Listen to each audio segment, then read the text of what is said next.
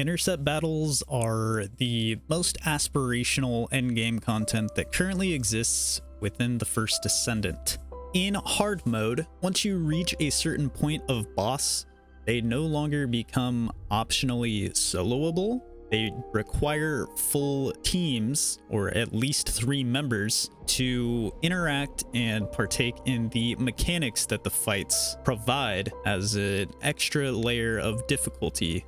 Now, there are ways around this where you can load in with a group of people and then some people can leave and then you can technically solo those fights and stuff like that, but that does not balance it to be for solo gameplay anyways. With the release of the newest Apex Predator, Stalker, I want to talk about the solo queuing boss experience. Once you get into the queue required fights that you can not privately solo, and I want to share what I believe are the best characters and methods to use on those characters to ensure your team's success when solo queuing for hard mode intercept battles. So let's hop in here and let's help you guys get all of these bosses taken down. The first boss for us to talk about on our list here is Obstructer. Now, Obstructer is the turning point of bosses in hard mode, where you previously never see this boss in normal mode. The first 5 hard mode bosses are in fact just buffed up versions of normal mode bosses, and they are all soloable. And while they do have some attacks that are mechanic-like, for example, Dead Bride's bubble, if you don't respect her bubble, it can be detrimental if you're not built right for it, say the least. But Obstructer, as you can see here, we cannot do a private intercept battle, so you must delve into public intercepts. Now, I think the biggest struggle people have with public intercept battles is the fact that not everybody in there seemingly knows how to tackle these bosses or conquer them, due to either the mechanics that they ignore and just blatantly blast into the boss, therefore resulting in team wipes or people leaving. Funnily enough, our choice of character is going to be Bunny for this one. Now, Bunny is not super known for being a bosser. In fact, bunnies are often notorious for being a red flag. What I have for you here, though, is a bunny that is built and designed for specifically this boss fight. But beyond that, also just built to survive better in general and not be an absolute glass cannon. So we're going to hop into the Obstructer public queue here, and I'm going to show you how I play Bunny to ensure my team's success. Whether they understand the mechanic or not, I have taken it upon myself to be prepared to solo this mechanic if necessary. All right, so here we are, Mr. Obstructer boss coming down. So I feel like this entire boss was designed in mind with having Bunny sort of be your best in slot character for this, as the boss is weakest to electric, number 1. And number 2, the main mechanic that causes issues most of the time in this fight is very easily taken care of by using Bunny's skill. We're gonna hop up here. Boss actually might just die here ahead of time, which is bad because I'm trying to show the mechanic, which is the main idea of this entire video. Yeah, we'll just drop him here. Honestly, I think he's about to die here before we can even see the mechanic. RIP in peace, boss. Well, damn, we're gonna have to give that another attempt. When you got Lepic and Haley in here, then yeah, this is the main reason people can brain dead ignore mechanics, because you know, the game isn't exactly entirely balanced in the best of ways. At least I wouldn't claim it to be. But looky there, we get an ISMO Enhanced Cells Blueprint for ETA 0. Now with Obstructer, there's 2 main things to look out for when it comes to the mechanics. So number 1, whenever the boss is pointing his gun into the sky, that means he's going to shoot a laser that creates a box around one of your teammates. And when that box is created around your teammates, it is the duty of anybody else who's not trapped in the box to break them out as quickly as possible. If you do not, the boss builds up his enrage meter very, very quickly, and you're not gonna have a good time with that if he manages to do so. So pro tip on how to hold on here, most of the time you want to go up and hold your left trigger, or I believe it might be right mouse button on PC. And what you want to do is you want to hold on to the boss as long as possible so that you can get maximum time where your team can shoot the boss and damage him without him being enraged by it. So as you can see, we still have a really low enrage meter on the boss here due to the fact that whenever you're shooting a boss while mounted or while he's down, it does not build up his enrage meter at all whatsoever. And this is the box I'm talking about right here. So you really need to take care of your teammates whenever that happens here. Now this is the next big mechanic. So whenever the boss does go in rage, he pops all of these orbs out of these portals that float towards him. If he consumes too many of these orbs, well then it's GG's for the fight. But as Bunny, her lightning shock just simply zaps them all and makes it very easy to deal with these. If you go through multiple enrage phases, the portal opens more and more as well, which means there's more and more orbs to keep off the boss, and it can get very overwhelming if you cannot efficiently take care of these, especially if you have limited ammo or stuff like that on your characters. It can make things a bit tough. But as you can see here, I'm basically never not running on my Bunny here. This is designed in a way to where I can have like full uptime on the sprint to just efficiently take care of this part of the fight. Let's see who's getting boxed. Let's take care of them real quick. There we go. Oh no, I have the wrong... Oh crap. I screwed that. There we go. I have the wrong grappling on. Mid-air grappling is not too great in boss fights. It can be a hassle. But as you can see here, we very comfortably took care of all the orbs there. We had somebody going down the whole time. And yeah, as you can see, you know, we don't have the most damage in the world like our previous round where the boss got instant-nuked. And so when you don't have the luxuries of just pure raw big damage coming out of your teammates, then, you know, sometimes you got to take it upon yourself to ensure the boss fight can go smoothly for an extended period of time. And so that's what we're here to do. And with just a little bit more here, the boss goes down. And that is a successful Obstructer fight. We came nowhere close to failure at any point during that. It was a very clean, very comfortable kill. The one thing you cannot control is I got pretty lucky that I didn't get boxed. I think my teammates understood to shoot the box as well. But that can be the one frustrating thing about this fight, is if other people don't understand to shoot the box. And you're the one who gets boxed, it can be a little bit of a hassle. But honestly, at that point, just type in the chat, let him know, like, shoot the box when he puts it on. You know, at that point, just tell somebody, you know. You can also be helpful in the chat. It's there. Don't be an asshole in the chat, you know. Be constructive with the chat. Let people know. Maybe they don't know how to do these things. And that can help them, you know, learn to be better for themselves going forward in the future as well. But that is Obstructer done. So the next boss on the list is going to be the big bad Frostwalker. Probably notoriously the toughest boss from early days in the game. Now since then, Frostwalker has been readjusted a bit, which does make him a lot easier to do in public queuing. But even with that, there still possibly can be some issues with shooting his legs out and things like that.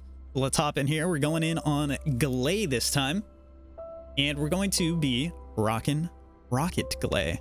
Hopefully the boss doesn't get absolutely deleted. Once again, like I said here, I'm trying to show off the mechanics of this fight. And if you don't understand the mechanics of Frostwalker, basically as you do the fight here, you need to take care of weak points on the boss. And by taking care of weak points on the boss, he drops these little flames around the field, as you can see right here, like so. Now, at the quarter mark of the fight, every quarter mark of the fight, so every 2.5 minutes that pass in a Frostwalker fight, he does a wipe mechanic where he jumps into the sky and he will indefinitely freeze everybody on the team unless you are prepared to collect these orbs and unfreeze all of your teammates by using them. Now, we're killing him too quickly here, so we're not going to be able to see that. So Frostwalker really isn't too much of an issue anymore. Back in the day, though, he used to cause a little bit of hair to be pulled out, and that's exactly what we like to see. Blueprint, baby, let's go. We'll give Frostwalker one more run here and see if we can get a better example of the fight. It's probably going to be pretty hard to. If we don't get it in one more run, then we'll just call it that at that point, because if I'm getting cues like this on my first attempt, then, you know, even if you are struggling with the mechanics, most of the time at this point, you don't even really have to deal with them because people are just pumping mad damage out these days. Round 2 Frostwalker. We do have a Lepic in here. We have a Haley. We have a Bunny. What masteries are we looking at here? This boss is probably going to get deleted again. But that's just the state of Frostwalker these days. In the past, however, ideally you would get up high, and if you just rain hell down on the boss's head with a rocket launcher like that, you could very consistently break out all of his weak points on his head to drop the orbs. Now that doesn't really matter though. As you can see, every time we break one of these legs here, it does send orbs flying out. So it's not too much of an issue anymore.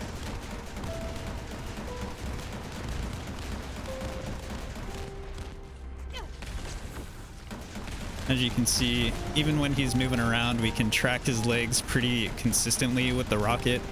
It's really not too hard to be able to take those out. I'm not sure who went down at first. I think that was literally Glass Cannon Lepic. As per usual. Another average day. All right, we might actually need to run over here and pick some peeps up. As you can see, we're pretty loaded though. Pretty loaded on survivability for this, so I'm just chilling, you know. No pun intended. You know, we're just gonna pump some deeps into the big bad Frosty Walkie. We did get another immunity here, actually. Oh my god, that bunny is picking him up so early. What the hell? Well, that's alright. Have no fear. If we break his legs again, he would drop more of these fire orbs for us to be able to grab. But I don't think we're going to need him. The mechanic doesn't take place until 7.5 minutes. But as you can see, it's pretty easy to break him out of the immunity phase, which is probably the most annoying part about this fight. And consistently, comfortably get these fire orbs down if you end up needing them in the fight. Oftentimes, as you can see, that's back-to-back 2 runs. 2 runs of Frostwalker I've done here that were very comfortably beat. Yeah, really not too bad at the end of the day to get through Frostwalker anymore these days. Now, moving on to Molten Fortress and beyond, that is where we're definitely going to get into dicier territory. So those will probably be able to get way better examples of the fights going down and displaying how to counter the mechanics on your own as best as possible. So for the next boss in line, we're going to be using actually the same character, same build setup that we did for the previous one. We're going to be on Glay using rockets once again for Molten Fortress. I'll show you exactly how the rocket Glay is essentially the best way to carry the mechanic or the Molten Fortress fight. I will say for the strategy, there is reliance upon people knowing how to do the towers. Whenever the boss goes immune, he spawns towers that you then have to make all of the towers connect. Most people go to the right with the towers, make all the towers connect to the right. And that typically makes the mechanic go very smooth. But while doing that, the boss shoots lava balls into the sky that can break the towers that you're attempting to connect. And so what we're doing is we're combating the fireballs that the boss shoots out onto the towers by using rocket Glay here. And the way you do it essentially is you shoot your rockets just above where his knob thing is here. And you basically keep full uptime on this. And by doing this, whenever he shoots out his fireballs, our rockets blow them all up when they're all together in the middle. Sometimes you miss a few, but for the most part, you'll be taking them out enough to prevent them from fully breaking any towers. It requires 6 rockets. It requires 6 fireballs to hit any given tower to break it. And so when we do this, we negate enough of the balls to prevent it from fully destroying the fight. We got teammates leaving because they're absolute idiots, as per usual. But honestly, we might still be able to pull this off. If this Tana can get around and activate all these, we might be okay. Like, I'm chilling here. I can do this all day almost. I've got plenty of health to keep on doing this. If Tana could just keep connecting these things, then we'll be okay here. So let's not give up. And this is honestly just a better way to display the effectiveness of this being able to carry the mechanic of this fight. If you have one other person who knows what's going on, you can literally cover this enough to finish the mechanic, as you can see here, successfully with only one other person. So this is actually a really good example of this here.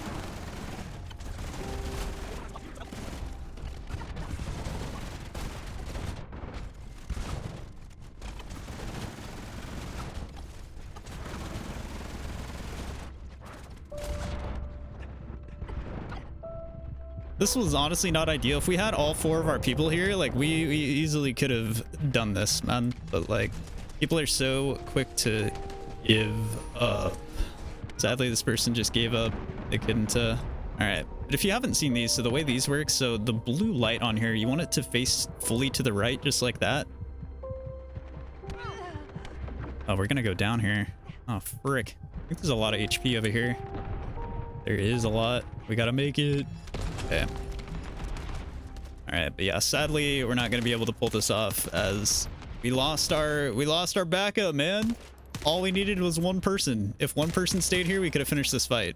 Sadly, like, this isn't a foolproof system. Like I said, this is to ensure the best odds of success whenever you do have a team that aren't a bunch of big fat babies. So let's move on and we'll get into another run with a better squad. Now, Molten Fortress does rely on people understanding the tower mechanic. As far as the role I'm taking in here, I am preventing the towers from being broken and giving ample and amount of time for my team to be able to set the towers up right. But by using rockets, you can basically solo all of the fireballs that the boss shoots into the air that try and break the towers as they're being put together.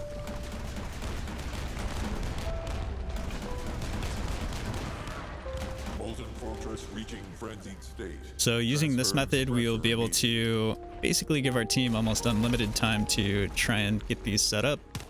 Also, I'm going to do this one that I'm right next to as well. Just get that one placed correctly. But our goal here is to prevent as many fireballs as possible from hitting any of the towers so that our teammates can turn them all to face properly. The way you want to do this with the rockets is you shoot the rockets just above the top of the boss here. Now, they shoot out the top, but if you have a steady stream of rockets flying over the top of them, that means when the fireballs fly out, there will be rockets to hit them and blow them all up when they're all close together. So you can basically, you're essentially getting like a strike on all of these as they come out. And just like that, as you can see, my teammates were able to deal with them very well. And now here we are into the next part of the phase here. So I'm going to get to the side here. We really need to get a mount so that we can prevent this boss from enraging too quickly. So I'm going to hop up here and I'm going to hold on to this while my teammates pump damage in. So we're going to hold LT for the first one here. On the second one, we're going to break it as much as possible down to a 1 hit, just like this. And we're going to hold on for one more rodeo ride. I think I'm getting hit by those, actually. That's crazy. And then we're going to pop this last second here. That gives us maximum time to be able to put damage into the boss. I need to get some HP for myself here. But as you can see, well, the boss's enrage meter is flying up because Lepic's doing his thing here. But oh no, we might have to go again. We're gonna go again. Cringe. Frenzied state. Transferring suppressor immediately. But as you can see, getting those grabs and holding on is super important. So we're gonna start doing this here. And we're just gonna take these out again. So I guess this will just show the consistency of this, that you can literally do two waves of this, you know, pretty painlessly and still succeed without too much struggle when you're taking it upon yourself to be the one to take care of the orbs. Like I said, it gives your teammates stress-free time to just deal with the mechanic itself when they don't have to worry about all the fireballs flying through the sky. They get through sometimes, but like I said, every single tower can take 6 hits. So majority of the time, you're going to more than block any single given tower from getting hit 6 entire times by doing this, even if you do miss a couple of waves occasionally of the fireballs shooting out. And just like that, we're back out of the mechanic and we can finish this fight. So obviously not the fastest in the world, not a nuke, but you can't go into public fights expecting to nuke the boss or anything like that.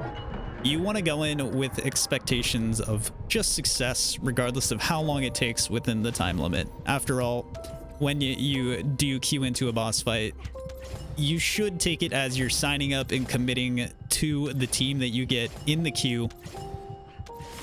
Regardless of who it is or regardless of how it goes, don't be that guy to just insta-leave. That shows a sign of weakness.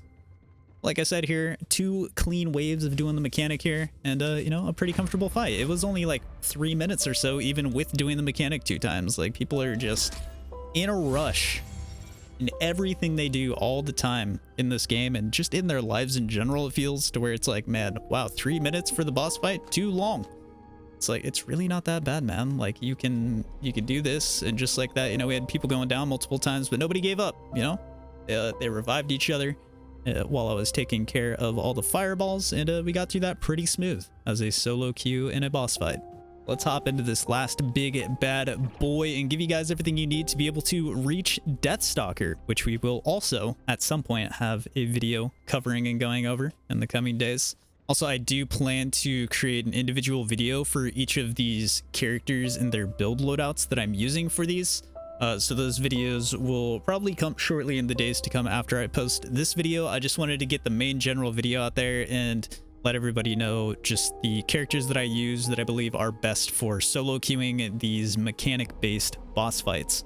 So, the big bad Gluttony. Now, this guy still... people have massive issues with clearing out Gluttony. As far as I know, they're going to be tweaking this boss and making it more accessible after Stalker comes out, which I mentioned in a video previously. I don't know how I feel about that. That's a bit questionable if they're just going to water down new bosses when new ones are going to take their place. I'm not a huge fan of that, but whatever. This is current Gluttony before they do any adjustments that they plan on doing with the mid-season update. And we're using none other than Valby. Valby rocking her Transcendent mod that is literally designed for this fight. Is, I believe, the best way to deal with the mechanic. The mechanic is the biggest source of failure in Gluttony. Trust me, I've farmed Gluttony like 40 plus, I don't know how many times. And yeah. Being on Valby and being able to consistently take care of this mechanic is very helpful. So the way in which you want to do this is you want to send these things high into the sky, and you want to get a couple of groups of them together.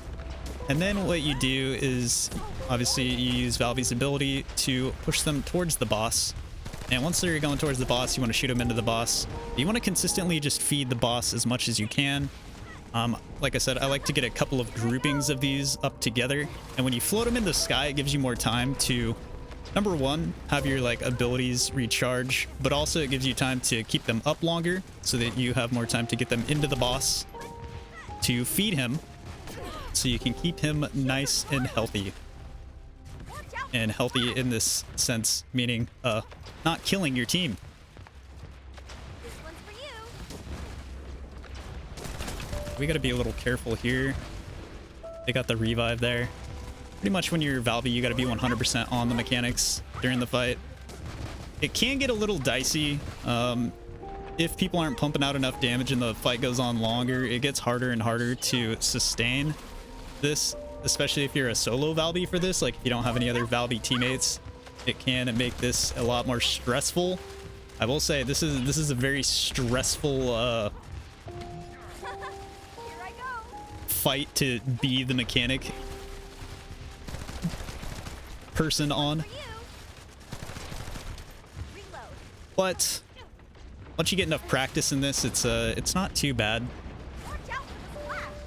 It's pretty straightforward when it comes to succeeding in this fight and how to deal with it. Here I go. One thing I've noticed, some things that are kind of annoying, if you have a Lepic on your team or characters that do like AoEs, like even Rocket Glay is kind of a culprit of this. Watch out. Whenever your teammates with AoEs are like popping the boss, it makes the boss. What am I trying to say here?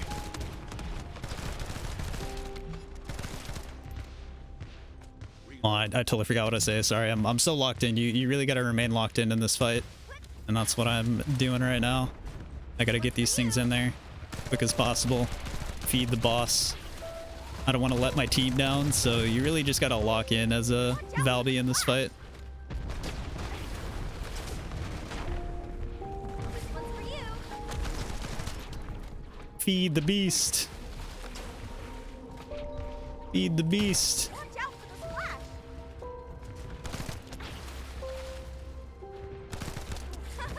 Here I go. Feed the beast. This one's for you. There we go. We got the boss popped here. Was able to feed him decently. So every time you break him out of immunity, you actually have a grace period where you don't have to worry about the mechanic for a bit, which is a nice little room to breathe in the fight. But quickly enough, you got to get right back to it. But the problem is every time the boss does an immunity phase, the ice things that you have to deal with get farther and farther away. Now when the boss targets you like this, he does 3 attacks, and you can pretty comfortably just dodge 3 times side to side and not get hit by any of it. With Valby, like I said, once again, it's a little bit more stressful because you have to be making sure that you're not fumbling the mechanic, as well as, you know, staying alive. It gets really stressful. But like I said, this is, in my opinion, still the best way to do this fight, hands down. I'm getting low on ammo here for my gun, but it shouldn't really be an issue. I have another gun here that I can use as well. Crap. That's the one ability that's like annoying on this guy. Ah, man, I'm down. This is not good. Our team is like, we're doing okay, but not the best in the world. Ah, brother. Also, don't get baited by revives. Oftentimes it's better to actually just let a teammate die and use your lives rather than get like clipped on because, oh man, I don't even have, oh god, this is horrible. This is actually horrible. I don't have any mana right now either. Ah, fudge, man. We're 5 minutes deep in the fight. The boss is so close to being dead, but this is so bad. And that's a GG. Unfortunate, but as you can see, we almost had the boss down there. It gets more and more stressful to do this fight on a Valby as it goes deeper. And yeah, I mean, we really should have this here. I just damage a little light here, especially with 2 glaze. And I don't know the current state of Kyle. I don't know. Kyle's questionable. I mean, the Kyle was doing the best here though. He was the biggest survivor in the fight. So, all right. This time we got a Haley, we got a Glay, we got another Valby as well. Hopefully this Valby is also doing like some mechanic stuff, which will make this a lot less stressful on me. Solo Valby is scary, but like I said, being the only Valby gives you way higher odds than having no Valbys. As you can see, we nearly cleared that fight with I would say that was a pretty average like grouping that we had there, especially with like our damage output, especially after 5 minutes of time in the fight. 0%. You know, things definitely could have gone better. Could have gone better there. But as you saw there, we were probably about to fail the mechanics, not gonna lie. Like we were on the cusp of dying to mechanics there because I was freaking out of mana and just failing to feed the boss anymore at that point. But nonetheless, we still almost pulled it off there. And if we had like a more put together team there, it was getting things done a bit quicker, we definitely could have had that one there. So anyways, here we are. Run it back. These in the general direction. This is also kind of a way you can do this if you prefer shooting them. Instead of floating them so high, you can just kind of keep them like level with the boss and just shoot them all straight in. You can use this to like influence them to float that way to give you like a good angle to shoot them. I've noticed as well this burst rifle, like the bursts push the orbs pretty quickly. Like it gives them like a really big boost of power whenever it shoots at them. I got freaking collateral damage right there. The boss is shooting at somebody else and hit me there. Oh, son of a bitch. Oh man, like I said, it's been a while since I've done this fight, so I'm kind of... Oh no, don't get frozen. Oh, goat. Oh, I was gonna say, does this guy not have a... Oh, son of a bitch. We're out of freaking mana again. Okay, we gotta shoot that. I need to find mana. For some reason my teammates are just like not killing any mobs anywhere that I can see, so there's like hardly any mana on the ground. But the biggest thing for the Valby setup is you want to make sure to have sufficient mana. This one's for you.